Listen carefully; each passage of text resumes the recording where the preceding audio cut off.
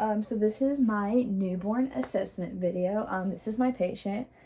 Before we begin, we already have done the ABGAR assessment. I've already identified the patient's identifiers on her wristband, and also compared the wristband to her to the patient's and her mother's. And there's also two wristbands, one wristband on her wrist and the other one on her ankle in order for security. So first where we're going to begin is I'm just going to state the three measurements we've already taken. So the weight of the patient is 3,000 grams. Normal is between 2,500 and 4,000 grams. We've already done length. Length is 48 centimeters. Normal is between 48 and 52 centimeters. Also with weight, her weight was, she did not lose more than 10%, which is good. Because that means she'll be able to be discharged within the policy.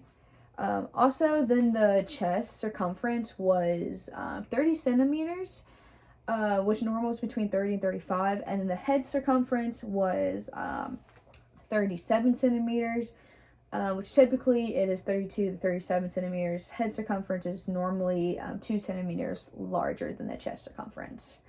So next what we're going to do is we're going to do vital signs. So first what we're going to do is we're going to lay her back on her prone.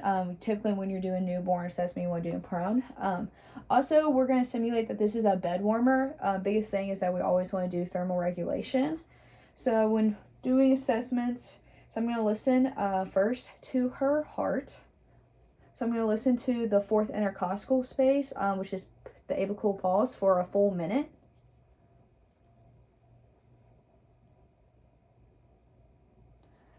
So I got 130 beats per minute, which normal is being 110, 130.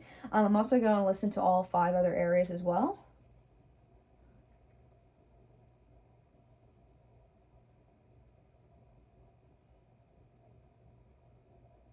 Sorry, and then I would use the bell. I apologize.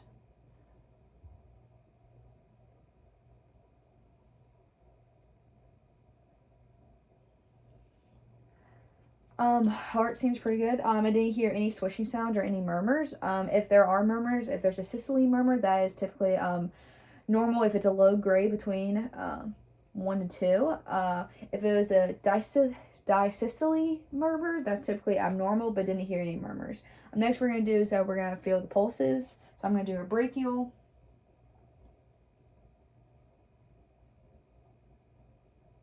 And then a femoral. Pulse strength is +2. Was a normal rhythm. Didn't see or hear any any abnormalities. Now next what we're gonna do is we're gonna listen to the patient's lungs.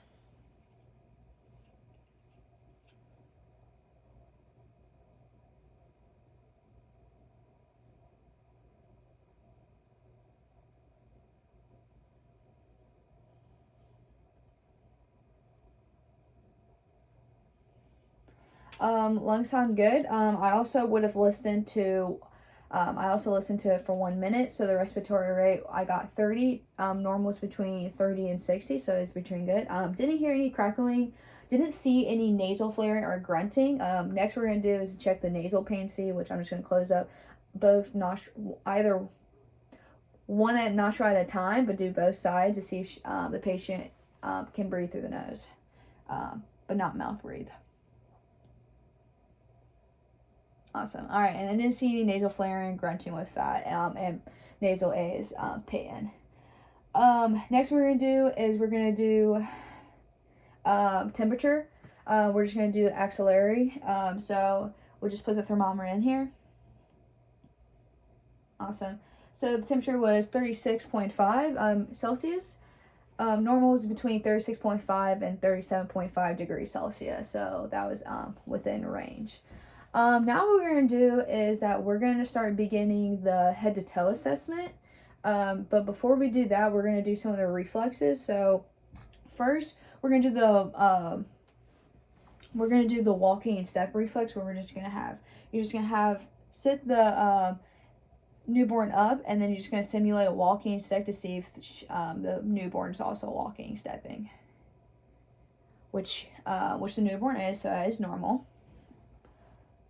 Next, we're going to start doing the head assessment. So we're going to palpate. Basically, when we're palpating it, we definitely, I'm keeping a blanket around the newborn for temperature, for thermal regulations. So we're just going to palpate the head now. So first, we're going to palpate the interior. We're just going to try to find the diamond shape. Perfect. And then now we're just going to do posterior, the triangular shape. Awesome. And then the sphenoidal, which is the side. All right. I didn't feel, it was very flat. I didn't feel any bulging or depressed. And there was also no large gapping as well. There is presence of slightly molding just due to the vaginal birth. All right, next what we're going to do is we're going to do ears. Biggest thing with ears, we just want to make sure the top of the pinna is lined with the inner canthus of the eye, which is a normal. If it was below, it could show manifestations of kidney problems or even genetic conditions. And then we also going to see that they're also fully formed as well, and that there's no abnormalities. There's nothing abnormal with this. Next, we're also going to assess the eyes. I see that there is no presence of strabismus or pseudostrabismus, which is the crossing of the eyes or looking pierce. It looks like crosses the eyes. Also, there is no epicanthal folds under the eyes, and I don't see any jaundice or yellowing color in the eyes. Looks very bluish white. Now I'm just gonna grab a light just to see the constriction of the eyes and the reactivity. All right, perfect. So there was a little red reflex, which is basically intact. The lens being intact, and then also there's no discharge or anything, so everything looks pretty normal. Obviously, we've already done the nose for the Nair patencies. I did that with vital signs, so I already did that. So now we're going to do the mouth. So what I'm going to do is also do the Moro reflex. Basically, with the Moro reflex is that you're just going to kind of startle the baby. Basically, what I'm just going to do is clap and to see if they flare their arms or do C-shaped hands or even cry. All right, I did notice that flaring arms, C-shaped hands, and a little bit of crying. Now that they're crying, this is the easiest time to assess the mouth. So what I'm going to do first is just look for the coloring and see if there's any cuts. The coloring's pink, don't see any cuts, don't see any lesions, don't see any Epstein pearls, which is those are white cysts, normally go away on their own. Oh, and then looking at the nose too, I don't see any meal on the nose either. I don't see any tongue tied. The tongue is moving freely, which is also a normal thing. Now I'm just going to palpate the soft and hard palate. All right, don't feel any masses. Hard and soft palate is perfect. Now what I'm going to do is do this suckling and swallow reflex, which is just you're going to graze the cheek and then make sure that their head's going back and forth. Awesome. And the head's turning to the side. Perfect. Oh, sorry, that was the reflex. And now I'm just going to do the suckling and swallow reflex, which you're just going to have their finger in the mouth. Suckling is very strong and coordinated. There's no abnormals. There also wasn't any natal teeth. If there's natal teeth, you want those to be removed so they don't aspirate on them. Next we're going to do is going to see if the trachea is at midline, which trachea is, and then we're just going to palpate to see if there's any masses. Don't feel any masses, don't feel anything abnormal. There's also no presence of webbing, which is normally excess around the skin, and I don't see any, I don't even feel any clavicle fractures, which is due to trauma labor. Next what we're going to do is just assess the chest. I'm just going to looking at the chest area. There are two nipples. They're both similar in length. They are symmetric with one another, and there is no discharge. Normally discharge can be due to the mother's hormones. Now we're going to look at the feet and the hands and feet. So I'm just going to do capillary refill. Perfect. Perfect. All right. Both was less than 3 seconds. So that means good circulations. They are a little bit acrocyanosis, which is that a little bit blue and gray hands and feet. That's just due to stress, cold stress. Next, I'm just going to do the palmar grasp. Awesome. Feel strong. They did wrap their fingers around my hands, and it was a strong grasp. Now I'll do plantar grasp. All right, perfect. And then next, what we're going to do is the Fincer mechanism, which is basically we're just going to have one arm coming out and the elbow out to see if they turn their head.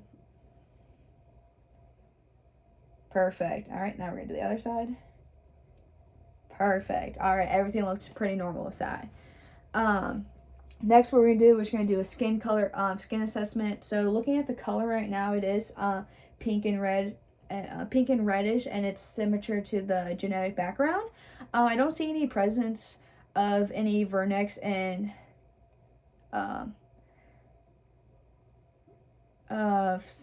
sorry, I'm having a brain fart.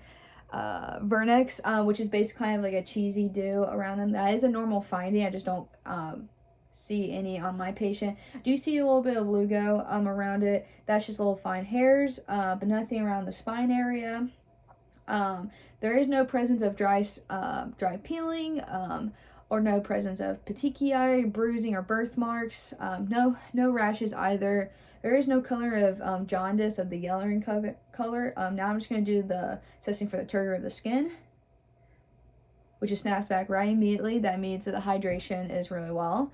For the vascular birthmarks, I do not see any on patient's face or body.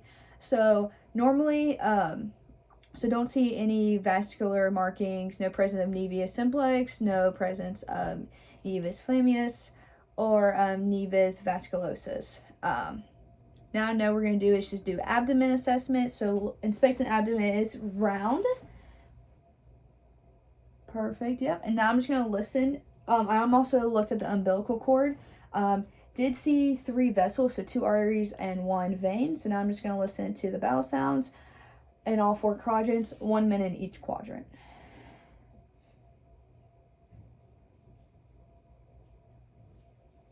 Perfect.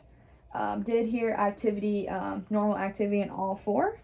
Next, since my patient is female, we're going to look at the genitals area. So expecting the private area, we are going to notice a normal finding would be the labia majora is covering the minora, which is there also is no discharge or bloody discharge of it, so that is also a normal finding. Next, what we're going to do is just inspect the spine of the patient. Spine isn't straight and intact. Do see no lesions, don't see any dimples or tuft at the bottom, so that is also pretty normal. Next, what we're going to do is that we're going to do extremities. We're going to do, with noticing with this, with all the reflexes, they do have full range of motion. Nothing abnormal, no stiffness or anything, moves very freely. Now we're just going to do Orlani-Barlow testing, which is basically we're going to do the legs up, and hips, legs out and hips up. Awesome. And then legs in and hips down. All right, and there was no positive this test, so it was all negative, which means there's no positive of hip dysplasia. And then with the legs and arms, they are symmetrical. There are folds on the back of the thigh when I noticed when inspecting the spine. Yep, no folds on the back of the thigh, which is a normal finding. There is no presence of club footing. We've already done the plantar grafts. Now I'm going to do the Babinski toes reflex, which then the toes fanned out.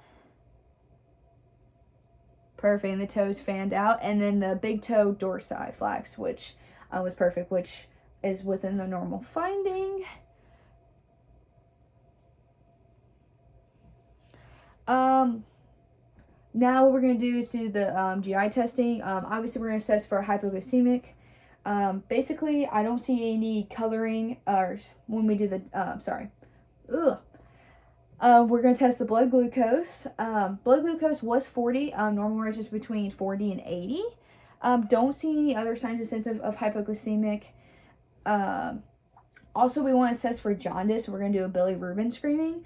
The screening did come back normal. No, nothing irregular with that. Obviously, there was also no physical signs of jaundice too. And then also we're going to assess the anus patency,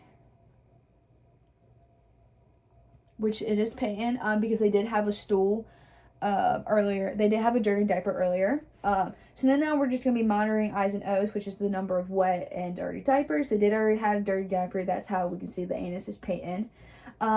And then with our first wet diaper, we noticed that the urine was brick dust on diaper, which is also a normal finding. There was no presence of blood or tinged or white discharge. There is no signs and symptoms of infection, coughing, shortness of breath, low temperature, or urinary output difficulties.